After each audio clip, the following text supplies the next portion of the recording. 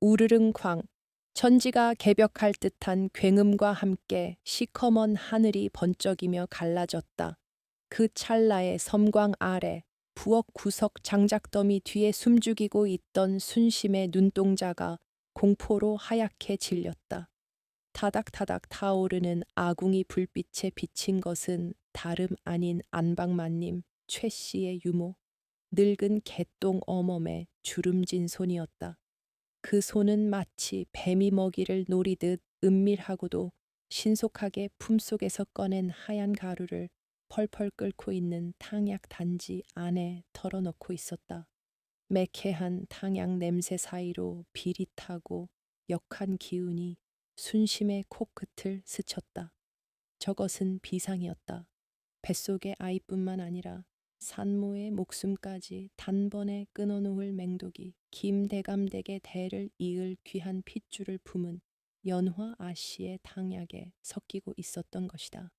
순심은 터져 나오려는 비명을 틀어막기 위해 자신의 입술을 피가 나도록 깨물었다. 심장이 흉곽을 뚫고 나올 듯 요동쳤으나 지금 들켰다가는 자신 또한 쥐도 새도 모르게 우물 속에 처박힐 것이 분명했다. 개똥어멈은 탕약 그릇을 휘휘 저으며 입가에 섬뜩한 미소를 띄었다. 이 한 사발이면 그 천한 것에 백가죽이 뒤틀리고 핏덩이도 녹아내릴 게다.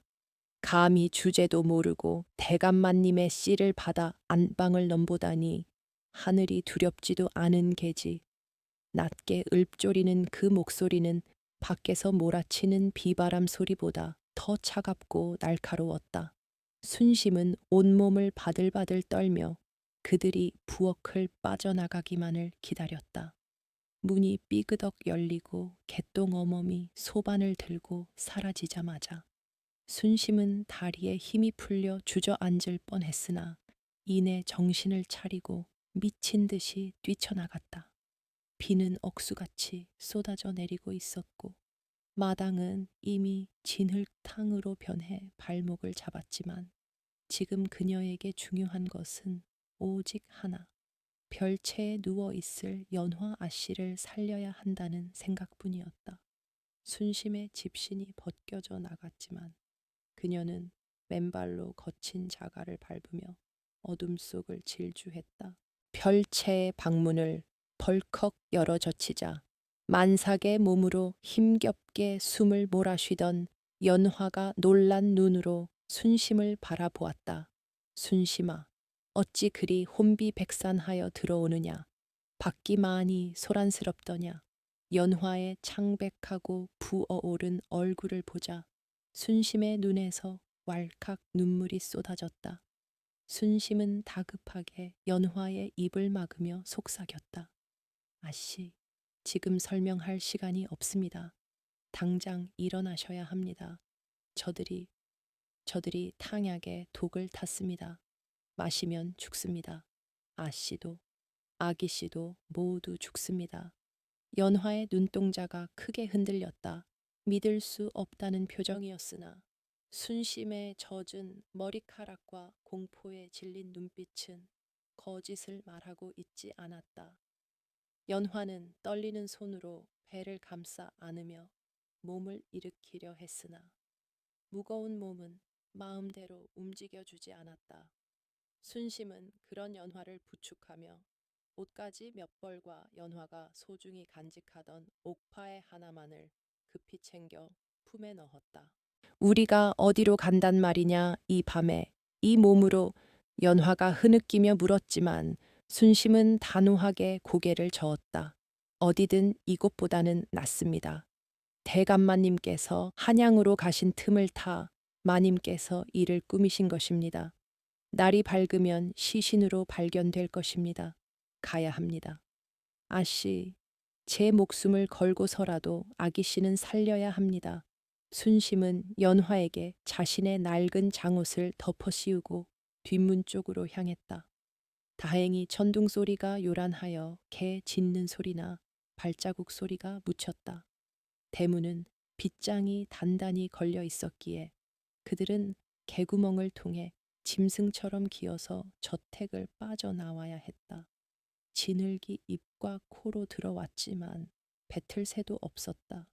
화려했던 기와집 담장을 넘어선 순간 그들을 기다리고 있는 것은 칠흑 같은 어둠과 살을 애는 듯한 비바람뿐이었다. 두 여인은 마을을 벗어나 산길로 접어들었다. 평소라면 장정들도 힘겨워할 가파른 고갯길이었으나 뒤에서 쫓아오는 죽음의 그림자가 그녀들을 채찍질했다. 빗줄기는 점점 더 거세져 눈을 뜰 수조차 없게 만들었고 산길은 미끄러운 진을 구덩이로 변해 한 걸음을 떼면 두 걸음을 미끄러지게 했다. 연화는 몇 번이고 넘어지며 무릎이 깨지고 손바닥이 찢겨 나갔다. 그때마다 순심은 그녀를 다시 일으켜 세우며 울먹였다. 조금만 더 가면 됩니다. 고개만 넘으면 화전민들이 사는 움막이 있을 것입니다. 그러나 그것은 순심 자신도 확신할 수 없는 희망사항일 뿐이었다. 김대감의 총애를 한 몸에 받던 연화가 하루아침에 도망자 신세가 되어 이 비참한 산길을 헤매게 될 줄 누가 알았겠는가. 최 씨 부인의 질투는 칠거지악을 넘어선 사리로 변모해 있었던 것이다. 한 시즌쯤 걸었을까 연화의 걸음이 눈에 띄게 느려지더니 급기야 비명을 지르며 자리에 주저앉았다. 아, 순심아, 배가 끊어질 것만 같다. 연화가 흙탕물 속에 뒹굴며 고통스러워했다. 순심이 기겁하여 달려들어 살펴보니 연화의 하반신이 이미 붉은 피와 양수로 얼룩져 있었다. 너무 이른 산통이었다. 충격과 무리한 도주가 상의를 앞당긴 것이 분명했다. 주변은 온통 비바람에 흔들리는 나무들 뿐 비를 피할 처마 밑조차 없었다. 하늘에서는 뇌성이 끊임없이 울부짖고 있었고 땅에서는 산모의 비명이 처절하게 울려 퍼졌다.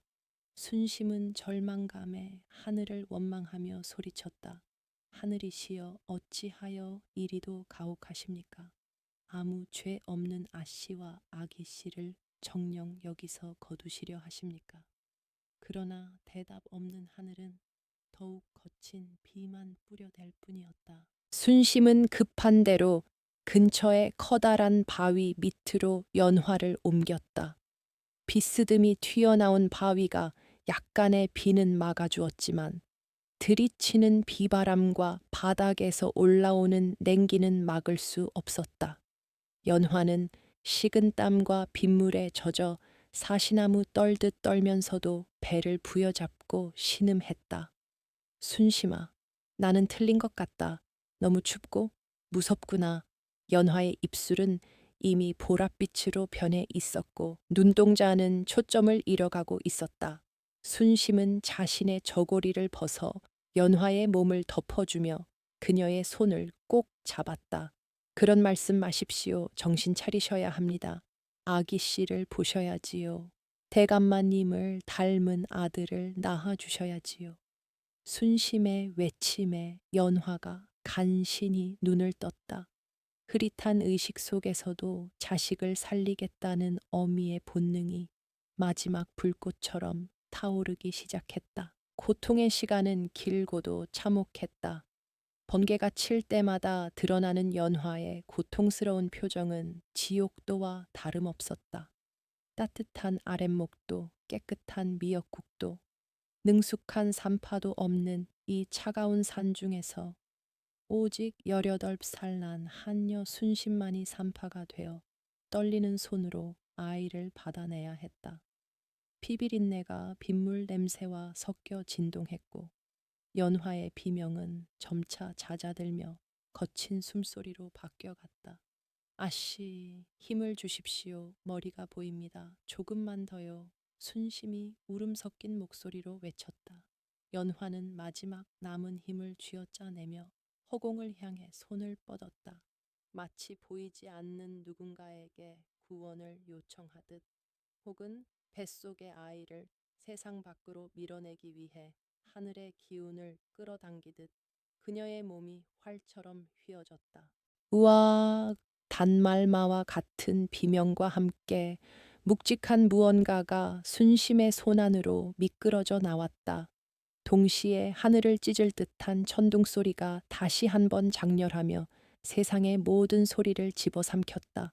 그 순간 순심의 손에 들린 작은 생명이 꿈틀거리며 첫 울음을 터뜨렸다. 응가의 응에 빗소리를 뚫고 들려오는 그 우렁찬 울음소리는 죽음의 문턱에서 피어난 생명의 선포였다. 사내아이였다. 김대감 댁의 핏줄이자 쫓기는 도망자의 아들이 이 비바람 몰아치는 산속 바위 아래에서 태어난 것이다. 순심은 탯줄을 끊을 가위조차 없어 자신의 이로 탯줄을 끊어내고 입고 있던 속치마를 찢어 아이를 감쌌다. 갓 태어난 아이의 온기가 손끝에 전해지자 순심은 하염없이 눈물을 흘렸다. 그러나 기쁨도 잠시 아이를 받아낸 순심이 연화를 돌아보았을 때 연화는 이미 고개를 떨구고 있었다. 축 늘어진 팔과 흙투성이가 된 얼굴, 핏기 하나 없는 입술은 더 이상 숨을 쉬지 않는 듯 했다. 아씨, 아씨, 눈 좀 뜨세요, 아들입니다. 고추 달린 사내 아이입니다. 순심이 아이를 아는 채 연화의 어깨를 흔들며 절규했으나 연화의 눈꺼풀은 파르르 떨리기만 할 뿐 떠지지 않았다. 폭우는 그칠 줄 모르고 칠흑 같은 어둠 속에 남겨진 것은 갓 태어난 핏덩이와 숨이 끊어지는 산모 그리고 공포에 질린 하녀뿐이었다. 저 멀리 산 아래에서는 횃불들이 일렁이며 추격대가 다가오고 있었다. 운명은 그들에게 가혹한 선택을 강요하고 있었다. 연화의 손이 힘없이 툭 차가운 진흙탕 위로 떨어졌다. 마지막 촛불이 꺼지듯 그녀의 눈동자에서 생명의 빛이 사라지는 순간 억수같이 퍼붓던 빗줄기도 잠시 숨을 죽인 듯 고요해졌다. 순심은 갓 태어난 핏덩기를 품에 안은 채 연화의 식어가는 뺨에 자신의 얼굴을 비비며 짐승 같은 울음을 토해냈다. 아씨, 아씨, 눈을 뜨십시오. 이리 가시면 안 됩니다. 아기 씨는 어찌하고 저만 남겨두고 가십니까? 그러나 대답은 돌아오지 않았고 오직 산짐승의 울음소리만이 멀리서 메아리 칠 뿐이었다. 연화는 죽기 직전 떨리는 손으로 품속에서 옥파의 하나를 꺼내 순심의 손에 쥐어주며 유언을 남겼었다. 이 아이의 이름은 선우 샨유라 해다오. 착한 비가 되어 메마른 세상을 적시라는 뜻이다. 순심아, 네가 이 아이의 어미가 되어다오. 부디 살아서. 그 말이 귓가에 쟁쟁한데 눈앞의 주인은 싸늘한 주검이 되어 있었다. 순심은 슬퍼할 겨를도 없이 정신을 차려야 했다. 저 아래 산자락에서 추격대들의 횃불이 뱀의 혀처럼 일렁이며 다가오고 있었기 때문이다. 그녀는 피눈물을 삼키며 맨손으로 땅을 파기 시작했다. 손톱이 뒤집히고 살점이 떨어져 나갔지만 고통조차 느껴지지 않았다.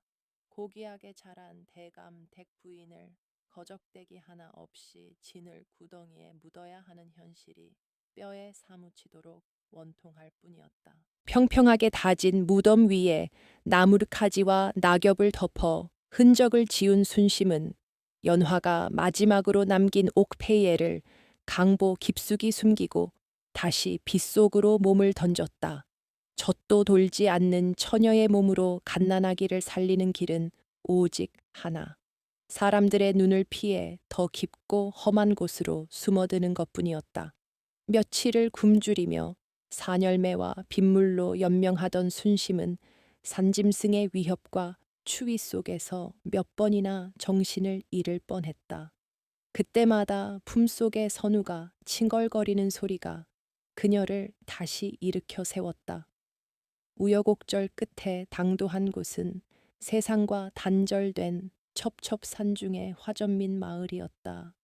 나라에 쫓기거나 죄를 지은 자들이 숨어 사는 그곳에서 순심은 자신의 신분을 철저히 숨겼다. 남편을 역병으로 잃고 정처 없이 떠돌던 과부입니다. 젖동량이라도 하게 해주신다면 무슨 일이든 하겠습니다. 헝클어진 머리와 때 묻은 얼굴, 공포에 질린 눈빛은 누구도 의심할 수 없는 영락없는 유랑민의 모습이었다. 마을 사람들은 경계의 눈빛을 보냈지만 품에 안긴 아이의 맑은 눈망구를 보고는 헛간 한 구석을 내주었다. 그것이 순심과 선우의 새로운 삶, 아니 처절한 생존의 시작이었다. 세월은 유수와 같이 흘러 어느덧 10년이라는 시간이 지났다. 고운 비단옷을 입고 수발을 받던 하녀 순심은 이제 거친 삼벗을 걸치고 손마디가 굵어진 억척스러운 어미가 되어 있었다. 그녀는 남들이 꺼리는 험한 밭일도 마다하지 않았고 밤에는 삭바느질을 하며 선우를 먹여 살렸다. 마을 사람들은 압이 없는 자식이라며 선우를 손가락질했지만 순심은 단 한 번도 선우에게 기죽지 말라고 가르쳤다. 너는 하늘이 내린 귀한 사람이다. 비록 지금은 누더기를 걸치고 있으나 내 마음속에는 비단보다 고운 뜻을 품어야 한다. 순심은 밤마다 선우를 무릎에 앉히고 연화 아씨가 즐겨 읽던 시조나 예시야기를 들려주었다. 글을 모르는 까막눈이었지만 귀동냥으로 들었던 양반가의 법도와 예절을 흉내내어 선우에게 가르쳤다. 다행히 선우는 어미의 정성을 아는지 또래 아이들과 달리 침착하고 사려 깊은 소년으로 자라났다. 그러나 신분의 굴레는 산골 마을에서도 벗어날 수 없는 멍에였다. 마을에는 훈장이라 자칭하는 몰락한 양반이 아이들을 모아 천자문을 가르치고 있었다. 선우는 서당 근처를 지날 때마다 글 읽는 소리에 발걸음을 멈추곤 했다. 담장 너머로 들려오는 하늘천 따지 하는 소리는 선우에게 세상 그 어떤 노래보다 아름답게 들렸다. 하지만 화전민의 자식, 그것도 압이 없는 아이가 서당 문턱을 넘는 것은 언감생심이었다.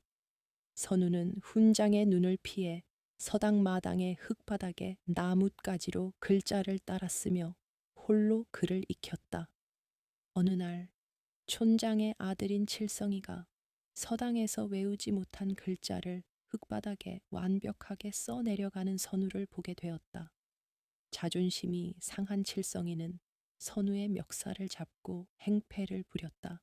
내깟 천한 것이 감히 양반 흉내를 내 글을 안다고 밥이 나오냐, 쌀이 나오냐. 칠성이는 선우가 쓴 글자를 발로 지시키고 침을 뱉었다. 선우는 억울함에 주먹을 꽉 쥐었지만 멀리서 바티를 하던 순심의 굽은 등이 눈에 들어오자 차마 대들지 못했다. 자신이 사고를 치면 고생하는 것은 어머니뿐이라는 것을 너무나 잘 알고 있었기 때문이었다. 선우는 묵묵히 모욕을 견뎌내며 집으로 돌아왔다. 그날 저녁 밥상머리에서 선우의 찢어진 옷깃과 멍든 팔을 본 순심의 가슴이 철렁 내려앉았다. 누가 이리 하였느냐? 칠성이 짓이냐? 순심이 떨리는 목소리로 물었지만 선우는 젓가락질을 멈추지 않은 채 담담하게 대답했다. 별일 아닙니다. 산에서 나무하다가 넘어졌을 뿐입니다. 그러나 순심은 알고 있었다. 선우의 손끝에 묻은 흙과 먹물 자국, 그리고 숨길 수 없는 눈빛의 총기가 그 원인임을. 아비인 김대감의 명석함을 꼭 빼닮은 아들이 천민이라는 신분 때문에 재능을 꽃피우지 못하고 짓밟히는 현실이 순심의 가슴을 후벼 팠다. 그날 밤 순심은 잠든 선우의 머리맡에 앉아 오래된 장롱 깊숙한 곳에서 무언가를 꺼냈다. 그것은 10년 전 연화 아씨가 남긴 옥파애였다. 달빛 아래 영롱하게 빛나는 옥파애에는 김대감 가문의 문양이 선명하게 새겨져 있었다.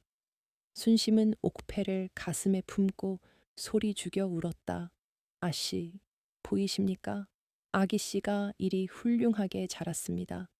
허나 인연이 못나서 아기씨에게 글 한자 제대로 가르치지 못하고 남의 집 매질이나 당하게 하고 있습니다. 순심의 눈물방울이 옥파의 위로 뚝뚝 떨어졌다. 그녀는 과거 김대감 댁 서재에서 어깨 너머로 보았던 붓과 종이 그리고 먹냄새를 기억해냈다. 양반들의 전유물이라 여겼던 그 문방사우가 지금 선우에게는 밥보다 더 필요한 양식임을 깨달았다. 순심의 눈빛이 결연하게 변했다. 더 이상 숨어 지내며 운명에 순응할 수만은 없었다. 다음 날부터 순심은 더욱 독하게 일했다. 남의 집 빨래와 허들의 실은 물론이고 산속 깊은 곳까지 들어가 약초를 캐어 읍내 장터에 내다 팔기 시작했다.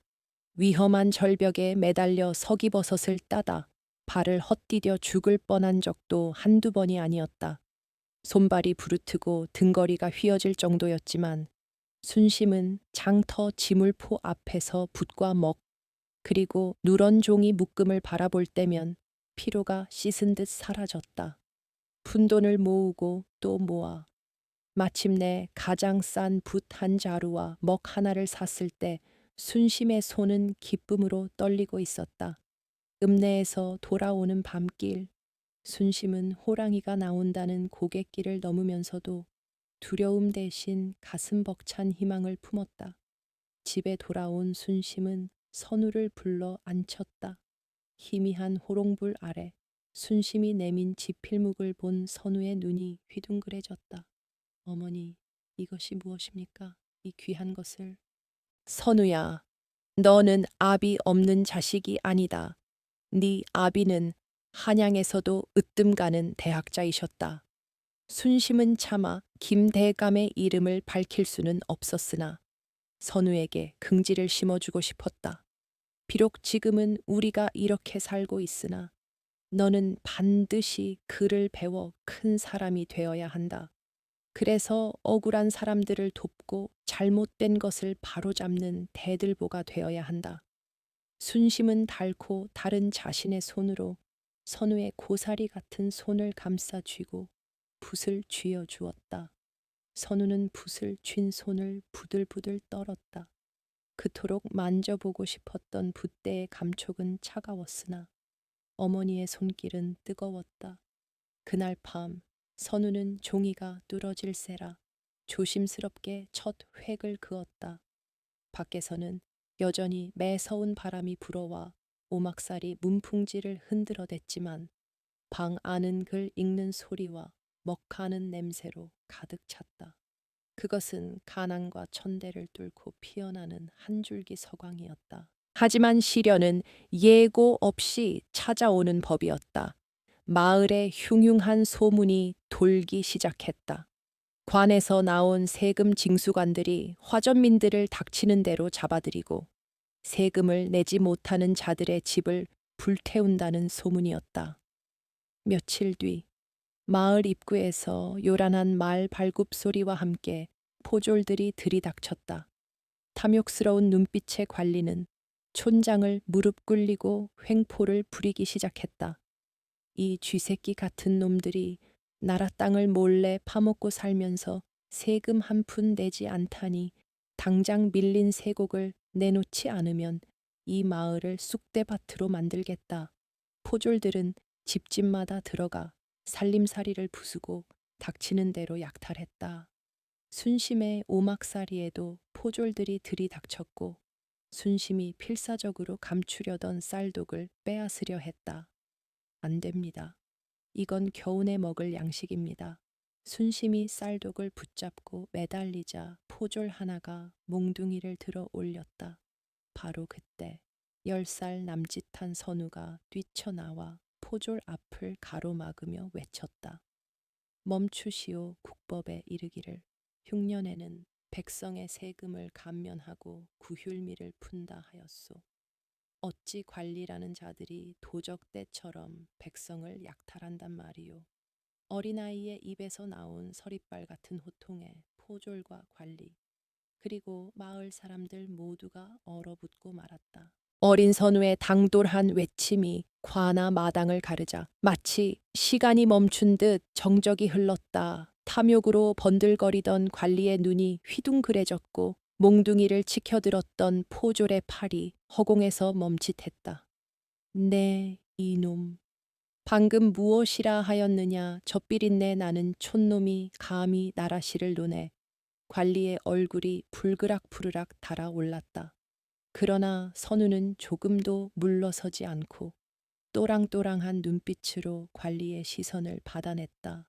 소인이 비록 배우지 못한 천한 아이요나 나라의 법도가 백성을 살리는 데 있음을 주워들어 알고 있사옵니다. 지금 마을 사람들은 흉년으로 초근목피조차 구하기 힘든 지경인데 관아에서 구휼은커녕 남은 곡식마저 뺏어가려 하니 이는 임금님의 성은을 가리는 일이 아니고 무엇이겠습니까? 10살 아이의 입에서 나온 말이라고는 믿기지 않을 만큼 논리전견하고 서슬퍼런 호통이었다. 주변에 모여 있던 마을 사람들은 숨조차 제대로 쉬지 못하고 벌벌 떨었다.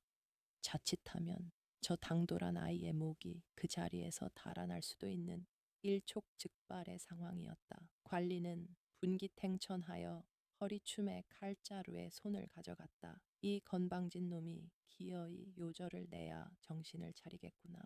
매엄추시오. 그때 무리 뒤쪽에서 쩌렁쩌렁한 목소리가 들려왔다.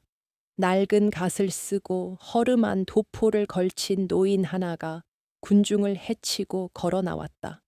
그는 마을 어귀 쓰러져 가는 촉에서 홀로 지내던 괴팍하기로 소문난 박노인이었다.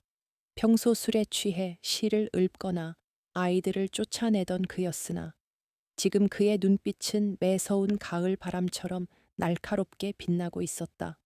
박노인은 관리 앞으로 성큼성큼 다가가 꼬깃꼬깃한 교지 하나를 품에서 꺼내 보였다. 관리의 눈이 찢어질 듯 커졌다. 그것은 전 대제학을 지냈던 박노인의 신분을 증명하는 증서였다. 당쟁에 휘말려 낙향하여 응어하고 있었으나 썩어도 준치라고 한때 정승반열에 올랐던 대관의 위세는 여전했다.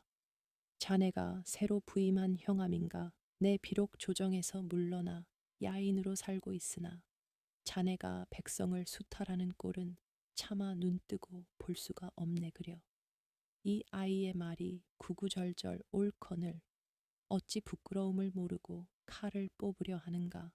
관리의 기세는 순식간에 꺾였다.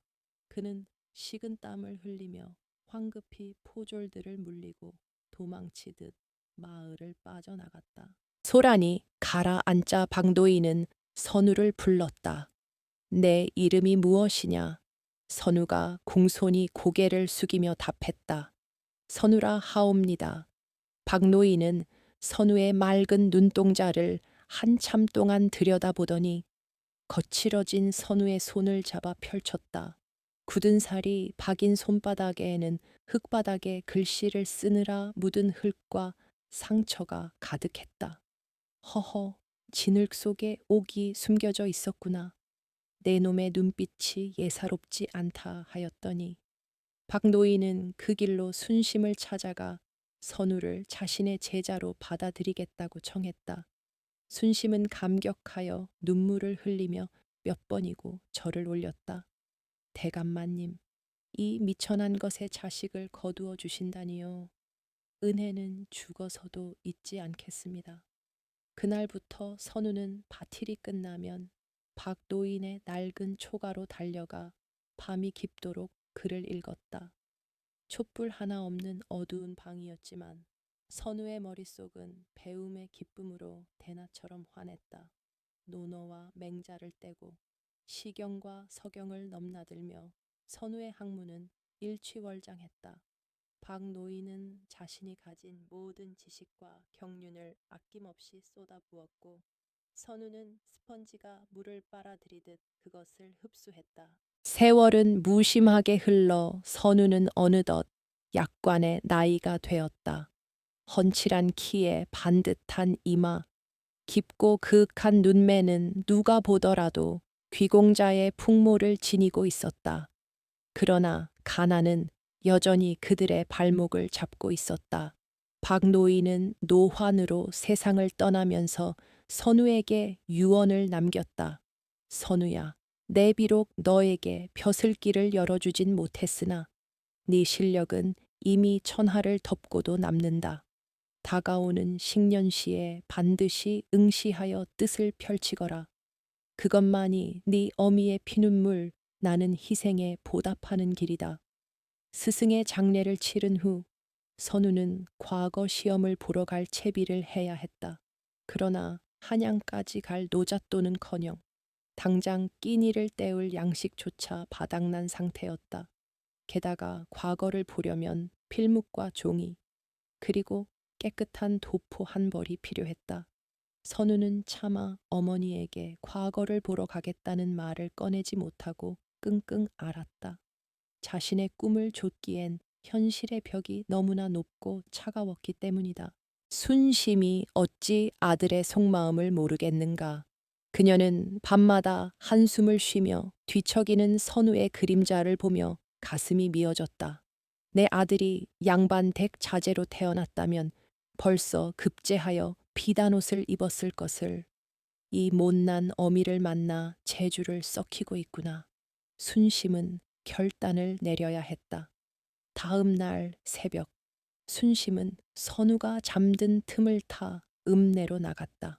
그녀가 향한 곳은 장터 구석에 있는 가채 가발을 만드는 가게였다.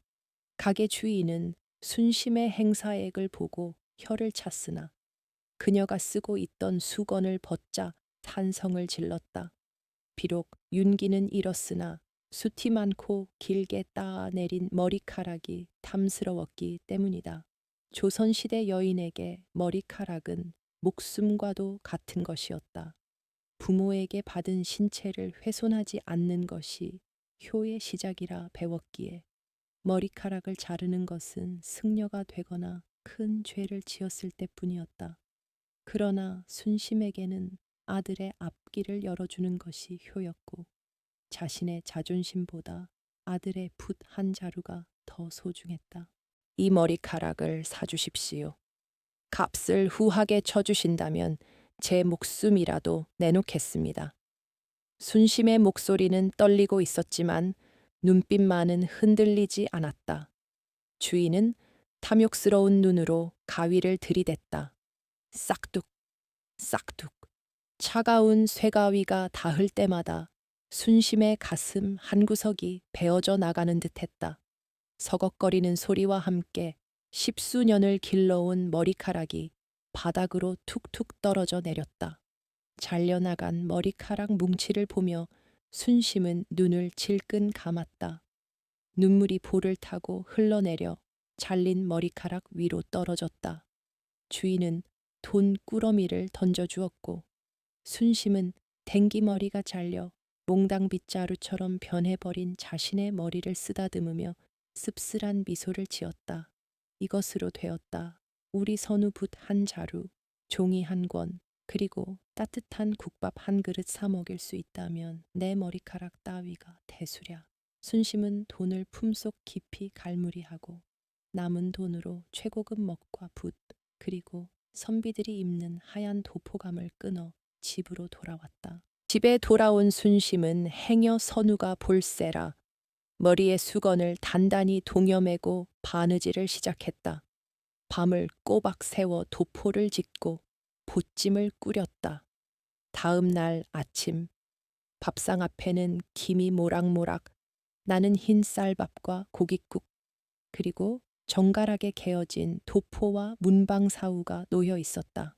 선우는 눈이 휘둥그레져 물었다. 어머니, 이게 다 무슨 일입니까? 웬 고깃국이며 이 비싼 물건들은 다 어디서 나셨습니까? 순심은 애써 웃으며 말했다.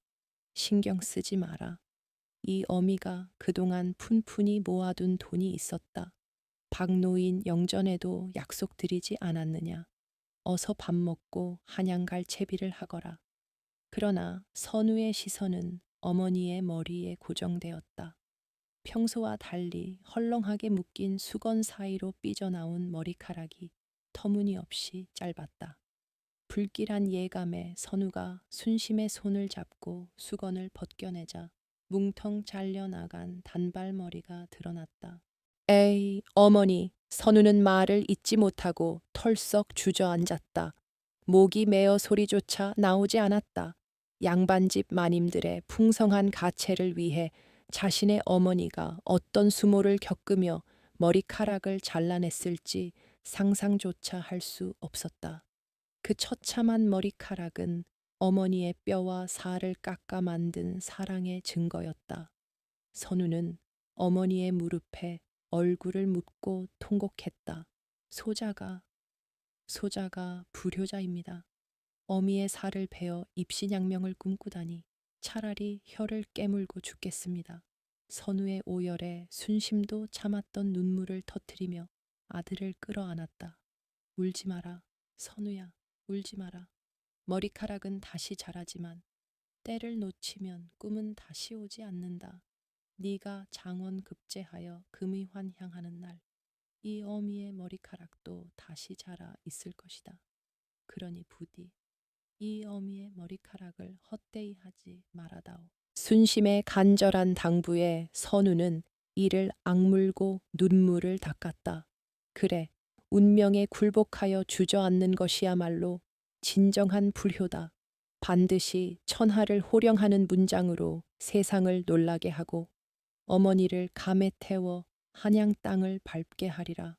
선우는 어머니가 지어준 도포를 입고 어머니가 사준 붓을 품에 안은 채 큰 절을 올렸다. 어머니, 다녀오겠습니다. 장원급제하지 않으면 살아서 돌아오지 않겠습니다. 비장한 각오를 다진 선우가 살인문을 나섰다. 포찜을 맨 그의 뒷모습 위로 흩날리는 눈발이 내려앉았다. 순심은 몽당 머리를 한 채 살인문에 기대어 아들의 모습이 점이 되어 사라질 때까지 하염없이 바라보았다. 찬바람이 잘린 머리카락 사이로 새우며들어 두피를 시리게 했지만 그녀의 가슴 속에는 뜨거운 불덩이가 타오르고 있었다. 그것은 아들에 대한 믿음, 그리고 세상의 편견에 맞서 승리하리라는 모정의 불꽃이었다. 이제 주사위는 던져졌다. 한양으로 향하는 선우의 발걸음마다 서러움과 한이, 그리고 희망이 함께 찍혀나가고 있었다. 팽팽하게 당겨진 활시위처럼 긴장감이 감도는 과거 시험장, 과장캐 창에는 수천 명의 유생들이 내뿜는 열기와 먹가는 소리만이 가득했다. 시제 시티가 내걸렸다. 민유방본 본고방령, 민웨이방, 벤벤 구방주, 백성은 나라의 근본이니 근본이 굳건해야 나라가 편안하다. 굶주림에 허덕이던 화전민들의 얼굴과 탐관오리의 수탈, 그리고 자신의 앞길을 위해 머리카락을 잘라낸 어머니의 휑한 뒷모습이 선우의 뇌리를 스치고 지나갔다. 선우는 눈을 감고 깊은 숨을 들이켰다. 가슴 밑바닥에서 뜨거운 것이 울컥 치솟았다. 그는 떨리는 손으로 붓을 잡고 먹물을 듬뿍 묻혔다. 화선지 위로 붓이 춤을 추기 시작했다. 그것은 단순한 글자가 아니라 억눌린 자들의 통곡이자 부패한 세상을 향한 서슬퍼런 칼날이었다. 선우는 화려한 미사여구 대신 자신이 직접 보고 겪은 백성들의 참상을 적나라하게 토해내며 군왕이 나아가야 할 애민 A민의 길을 피를 토하듯 써내려갔다. 해가 뉘엿뉘엿 질 때까지 그의 붓은 멈출 줄 몰랐다. 며칠 뒤 합격자 발표가 있는 방방일 팡방리, 걸문 앞은 인산인해를 이루었다. 구름처럼 모여든 사람들 사이로 우렁찬 목소리가 울려 퍼졌다. 갑과 제일인 장원, 선우 순간 정적이 흘렀다. 내로라 하는 명문가 자제들이 아닌 족보도 없는 무명의 선비가 장원을 차지한 것이다. 선우가 어사와 유시화를 머리에 꽂고 홍패를 받아들자 구경꾼들 사이에서 탄성이 터져 나왔다. 임금조차 그의 답안을 읽고 이것은 시국을 꿰뚫는 명문장이로다. 과인의 눈을 뜨게 해주었다며 극찬을 아끼지 않았다 했다. 사밀류가 산리 요지의 행렬이 이어졌다. 광대들이 풍악을 울리고 선우는 백마 위에 올라 한양 거리를 누볐다. 사람들은 젊고 잘생긴 장원 급제자에게 환호를 보냈으나 선우의 시선은 오직 군중 구석 어딘가에 있을 어머니를 찾느라 분주했다. 축하 연회가 열리는 예조 판서의 저택, 당대 권세가들이 모두 모인 그 화려한 자리에 선우가 주인공으로 초대되었다. 공교롭게도 예조 판서는 다름 아닌 선우의 생부 김대감이었다. 김대감은 훤칠하고 기품 있는 선우를 보며 흐뭇한 미소를 감추지 못했다. 참으로 늠름하구나. 자네 같은 인재가 나라의 동량이 되어주니 내 마음이 든든하네. 그래, 자네의 부친은 어떤 분이신가? 김대감의 질문에 좌중의 이목이 집중되었다. 선우는 말없이 자리에서 일어나 연회장 입구를 향해 걸어갔다. 그리고 문 밖에 쭈그려 앉아 있던 낡은 옷차림에 머리에 수건을 쓴 늙은 여인을 부축하여 안으로 들어왔다. 화려한 비단옷을 입은 양반들이 코를 막으며 수근거렸다. 아니, 저런 천한 늙은이를 신성한 연회장에 들이단 말인가. 선우는 아랑곳하지 않고 어머니 순심을 상석에 앉히더니 바닥에 넙죽 큰 절을 올렸다. 어머니, 소자 장원 급제하여 돌아왔습니다. 어머니의 머리카락과 맞바꾼 붓으로 세상을 놀라게 하였습니다. 선우의 목소리가 떨렸다. 순심은 당황하여 아들을 일으키려 했다. 아이고, 도련님, 이러시면 안 됩니다. 제발 일어나십시오. 그때였다. 김대감의 옆자리에 앉아있던 정실부인 최 씨가 찻잔을 바닥에 내동댕이 치며 소리를 질렀다. 이 무슨 해괴망측한 짓이냐. 어디서 감히 거지 같은 늙은이를 끌고 와 대감마님의 연회를 망치려 드느냐 여봐라. 당장 저것들을 끌어내라. 최 씨의 도끼 어린 눈빛이 순심에게 꽂히는 순간 최 씨의 동공이 지진이 난 듯 흔들렸다. 세월이 흘러 주름이 가득했지만 그 얼굴은 20년 전 자신이 독살하려 했던 그리고 시신조차 찾지 못했던 하녀 순심이 분명했기 때문이다. 네요. 네요는 최 씨가 사색이 되어 뒷걸음질 쳤다. 순심은 더 이상 도망치던 과거의 나약한 하녀가 아니었다. 그녀는 아들의 손을 꼭 잡고 천천히 몸을 일으켜 최 씨를 똑바로 응시했다. 그리고 품속 깊이 간직해온 낡은 주머니를 꺼내 들었다. 마님, 참으로 오랜만입니다. 비바람 치던 그날 밤 부엌 아궁이 앞에서 개똥 어멈과 나누시던 말씀을 아직도 기억하고 계십니까? 순심의 차분하지만 뼈가 있는 한마디에 연 회장은 찬물을 끼얹은 듯 조용해졌다. 김 대감이 의아한 표정으로 물었다. 그게 무슨 소리냐, 자네가 내 부인을 아는가? 순심은 주머니에서 영롱한 빛을 내뿜는 옥패를 꺼내 김 대감 앞에 내려놓았다. 그 옥패를 본 김 대감의 얼굴이 벼락을 맞은 듯 하얗게 질렸다. 이것은 내가 연화에게 준 정표가 아니냐. 이것을 네가 어찌 가지고 있느냐. 순심은 무릎을 꿇고 피를 토하듯 진실을 고했다. 대감마님, 20년 전 연화 아씨는 병으로 돌아가신 것이 아닙니다. 여기 계신 최 씨 부인이 탕약에 비상을 타 독살하려 하였습니다. 소인이 그것을 목격하고 만삭의 아씨를 업고 도망쳐 산속 바위 아래에서 아기 씨를 받아내었습니다. 좌중이 술렁거렸다. 충격적인 폭로의 사람들은 입을 다물지 못했다. 최 씨는 악을 쓰며 발악했다. 이 천한 것이 감히 어디라고 주둥기를 놀리느냐. 모함이다. 저놈들은 사기꾼이다. 그러나 순심은 굴하지 않고 말을 이었다.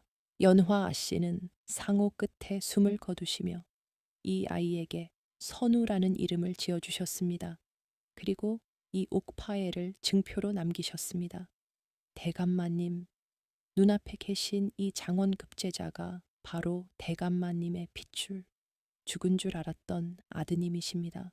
김대감의 손이 부들부들 떨렸다.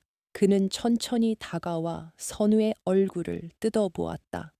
자신의 젊은 시절을 거울로 보는 듯한 이목구비, 그리고 연화가 지녔던 그 맑고 깊은 눈망울, 부정할 수 없는 혈육의 끌림이 가슴을 강타했다. 네가 정말 내 아들이란 말이냐? 김대감의 눈에서 굵은 눈물방울이 뚝뚝 떨어졌다. 선우 역시 눈시울이 붉어진 채 고개를 숙였다.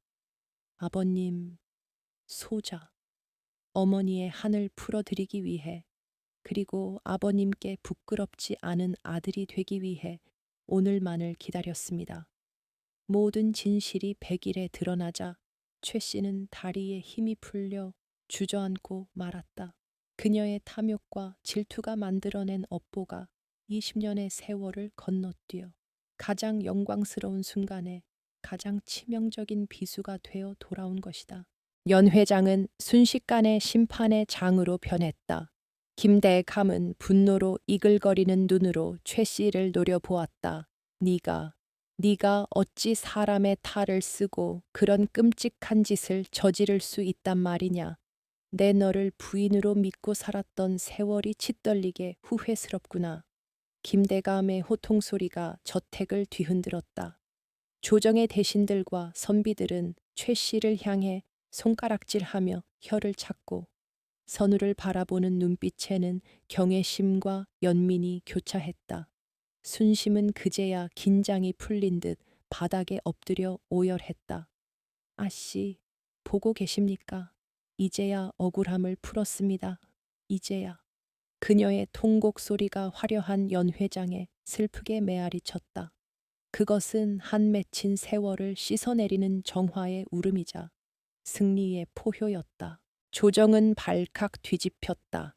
장원급제자가 당대 세도가인 예조 판서의 잃어버린 핏줄이라는 사실만으로도 세간의 이목을 끌기에 충분했으나 그 이면에 정실 부인의 투기와 살인 미수, 그리고 하녀의 목숨을 건 도주와 희생이 있었다는 전말은 사람들의 입에 오르내리며 한양 바닥을 뜨겁게 달구었다. 사헌부의 감찰이 시작되었고 최 씨 부인은 옥에 갇혀 국문을 받게 되었다. 20년 전 부엌에서 비상을 건넸던 늙은 개똥 어멈 또한 포박되어 끌려왔다. 모진 고문 끝에 그들은 모든 죄상을 자백했다. 내 자리가 위태로워질까 두려웠다. 첨년의 폐가 불러오는 꼴을 참아볼 수 없었다. 최 씨의 뒤틀린 질투심이 뱉어낸 변명은 추악하기 그지없었다. 결국 최 씨는 배출되어 천리밖 외딴섬으로 유배형에 처해졌고 그녀의 가문 또한 멸문지화에 가까운 몰락을 겪어야 했다. 화려했던 대감마님의 안방마님에서 하루아침에 죄인으로 전락한 그녀의 말로는 인과응보, 사필귀정 그 자체였다. 김대감은 식음을 전폐하고 참회의 눈물을 흘렸다. 자신이 집안을 제대로 다스리지 못해 사랑하던 여인을 비참하게 잃고 핏줄인 아들을 천한 곳에 방치했다는 죄책감이 그의 가슴을 짓눌렀다. 그는 연화가 묻힌 산골짜기 무덤을 찾아가 통곡하며 넋을 위로했다. 그리고 그 초라한 무덤을 양지 바른 선산으로 이장하고 연화를 정식 부인으로 추서하여 넋이나마 편히 쉴 수 있도록 예를 갖추었다. 이제 남은 것은 살아 돌아온 아들 선우와 그를 지켜낸 생명의 은인 순심을 어떻게 대우하느냐는 문제였다. 김대감은 선우를 불러 앉히고 간곡히 말했다. 선우야, 너는 내 유일한 혈육이자 가문의 희망이다. 당장 족보에 이름을 올리고 내 적자로서의 지위를 회복시키겠다. 그리고 너를 키워준 순심에게는 평생 먹고 살 걱정 없는 재물과 집을 내려 그 공을 치하하려 한다. 김대감으로서는 나름대로 최선의 배려를 한 셈이었다. 하녀 신분인 순심에게 재물과 안락한 노후를 보장해 주는 것은 파격적인 대우라 여겼기 때문이다. 그러나 선우의 표정은 단호했다. 그는 자리에서 일어나 김대감 앞에 무릎을 꿇고 엎드렸다. 아버님, 소자의 말씀을 부디 곡해치 말고 들어주십시오. 아버님의 핏줄을 이어받은 것은 사실이나 저를 사람으로 만들고 살려낸 분은 오직 어머니 순심이십니다. 선우의 목소리에 물기가 어린 결기가 서렸다. 지난 20년 어머니는 자신의 젊음과 인생을 송두리째 갈아 넣어 저를 키우셨습니다. 살점을 떼어내듯 머리카락을 팔아 제 붓을 사주셨고 손톱이 빠지도록 흙을 파서 제 입에 밥을 넣어주셨습니다. 그런 분을 어찌 돈 몇 푼 쥐어주어 하녀 대하듯 내보낼 수 있겠습니까? 김대감이 당황하여 물었다. 그렇다면 어찌하라는 말이냐. 법도가 엄연한데 천민인 그녀를 내 안방에 들일 수는 없는 노릇 아니냐. 선우가 고개를 들어 김대감을 똑바로 응시했다. 그 눈빛은 과거 시험장에서 임금을 감동시켰던 그 흔들림 없는 눈빛이었다. 만약 아버님께서 어머니를 가문의 어른으로 대접해주지 않으신다면 저 또한 김씨성을 버리고 다시 산골로 돌아가 순심의 아들 선우로 살겠습니다. 벼슬도 명예도 양반의 허울도 제 어머니의 눈물보다 중하지 않습니다. 팽팽한 긴장감이 감돌았다. 문 밖에서 이 대화를 엿듣고 있던 순심이 방문을 벌컥 열고 들어와 선우의 등짝을 내리쳤다. 이놈아, 네가 미쳤느냐? 대감마님 앞에서 무슨 망발이냐? 나는 천한 종년이다. 내 주제에 무슨 호강을 바란다고 당장 말씀 거두지 못할까? 순심은 눈물을 쏟으며 선우를 나무랐다. 그러나 선우는 순심의 거친 손을 꼭 잡고 놓지 않았다. 어머니, 제게는 낳아준 은혜만큼이나 길러준 은혜가 태산과 같습니다. 이 손을 보십시오. 저를 위해 닳고 다른 이 손이 제게는 부처님의 손보다 귀합니다. 아들의 진심 어린 고백에 순심은 목이 메어 말을 잇지 못하고 주저앉아 오열했다. 그 모습을 지켜보던 김대감의 눈시울도 붉어졌다. 그는 긴 한숨을 내쉬더니 이내 고개를 끄덕였다. 내가 생각이 짧았다. 내 말이 100번 옳다. 나흔 정보다 기른 정이 더 깊다 하였거늘 내 어찌 그녀의 희생을 엽전 몇 푼으로 셈하려 했단 말인가. 김대감은 순심에게 다가가 정중히 고개를 숙였다. 자네가 우리 가문의 은인이네. 내 아들을 살리고 인간으로 만들어 주었네. 자네를 내 아들의 어머니로서 이 집안의 큰 어른으로 모시겠네.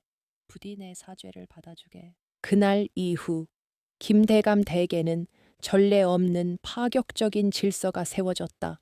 순심은 비록 정경 부인의 자귀를 받지는 못했으나 집안의 모든 사람들에게 노마님이라 불리며 극진한 대우를 받았다.